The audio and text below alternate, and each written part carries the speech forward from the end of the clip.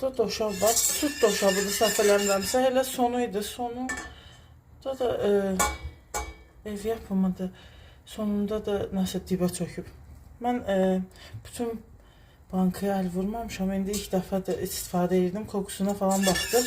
Necədir deyəm. Hal-hazırda o qədər qəşəng bir ətir var ki. Çünki burada yarım stakan doşab var.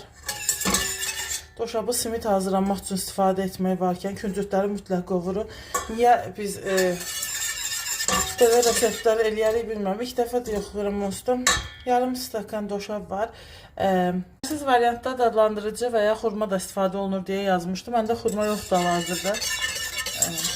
Mən əslində qozu və qatlaşdırılmış süddən halva, başqa bir halva eləmək istirdim. Əvvəllər alırdıq, indi də çox eləyirlər o cür halvadan. Nişasta falan da qatırlar, bir də un qatırlar. O resepti tapmışdım. Sadəcə olaraq sonra yenə alınmadı onu eləmək. İndi də şirin olaraq bunu eləyirəm. Dediyim kimi resepti yarı bölürəm. 200 qram kərə yağı yazmışdım maksimum. 100 elədim yarısı. 2 stakan düyünü 1 stakan elədim. İstəsəz duru yağla da qarışdıra bilərsiniz.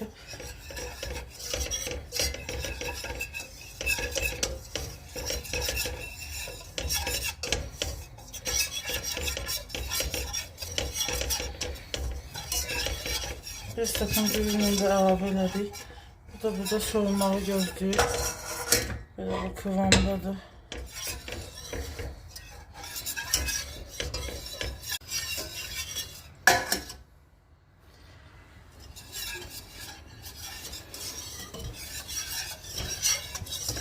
Yazılıb ki, düyü onu burada ondan nisbətən daha tez yana bilər. Ona görə ehtiyatlı qarışdırırıq. Nə bilim, xoduna, ayarına, qazın temperaturuna fikir veririk. Qazın dərəcəsinə, hər nəysə.